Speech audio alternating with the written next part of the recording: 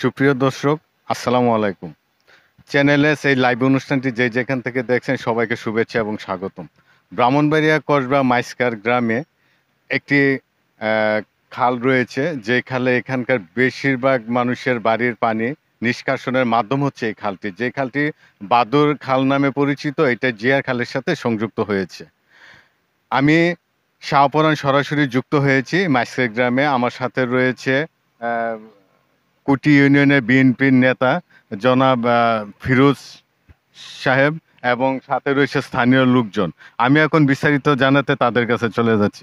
আচ্ছা, কি আপনাদের এই যে খালে পানি নিষ্কাশন হচ্ছে না, তাতে জন দুর্ভোগ বা কতদিনের এই খালটা এটা ভরাট করে ফেলছে? আসসালামু আলাইকুম।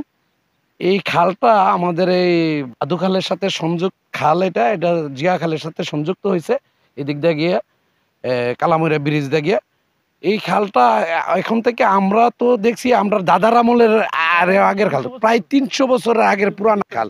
এখান থেকে কুড়ির বাজারে পাট নেওয়া আনানো বড় বড় ট্রলার পর্যন্ত এই আমরা ওই মাথা পর্যন্ত যাইতো এই খাল দিয়া। মানে কাডলের ব্যবসা করতো, লার্কির ব্যবসা করতো, পাটের ব্যবসা করতো নৌকা দিয়া। তখন একমাত্র বাহন ছিল নৌকা। এই মাইস্কার এবং রানিয়ারা বিষ্ণুপুর মাইস্কার দক্ষিণগার সহ এটা এই সংযোগ সড়কের সাথে এটা জড়িত। কমসে কম 10-15 হাজার লোকের যাতায়াত যাতায়াত ব্যবস্থা।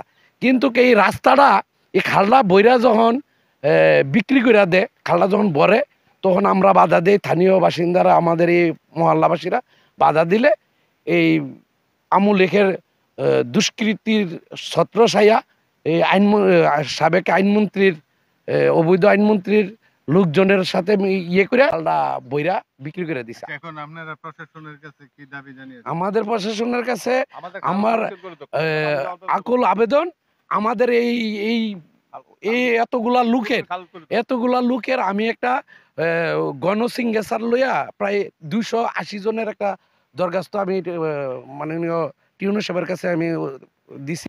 টিউনু সাহেব কইছে, নাইব রেফার করছে যে এটারে পরিদর্শন কইরা একটা রিপোর্ট দেওয়ার জন্য। হাজি চানমিয়া হাজির পোলা শফিক, তারা আর কি আওয়ামী লীগের কোনো তারা আওয়ামী লীগের সাথে জড়িত আর কি, সংযুক্ত জড়িত। তো তারা এর মধ্যে আমরা যখন বাধা দিছি, তারা মামলা মোকদ্দমা করে আমাদের কিছু লোকজনের জেল বঞ্চিত কাটাইছে। সংস্কার করে আমাদেরকে জনগণের দুর্ভোগ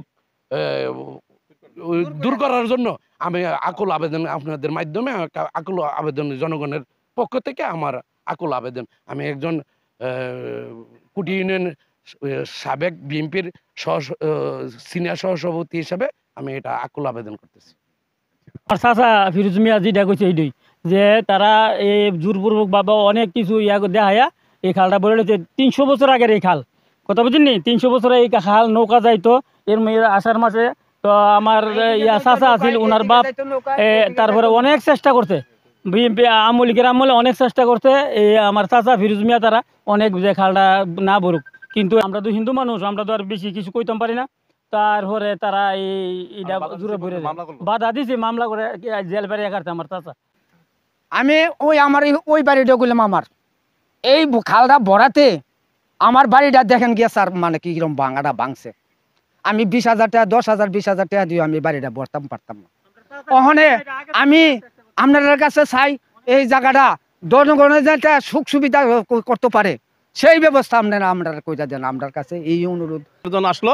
এরা করলো কি, মন্ত্রীর ছায়া নিয়া এই জোরপূর্বক ভাবে আমরা বাহিরে ছিলাম। বাহিরে থাকার কালে এরা জোরপূর্বক ভাবে খাল বইরা লিছে। এখন খাল বলার থেকে এই যে 1000 লোক আছে রামপুর, এটা আমাদের এনে আছে 500 লোক, প্রায় স্কুলের ভিতরে 500 ছাত্রছাত্রী যা এই বৃষ্টি আসলে যাইতে পারে না।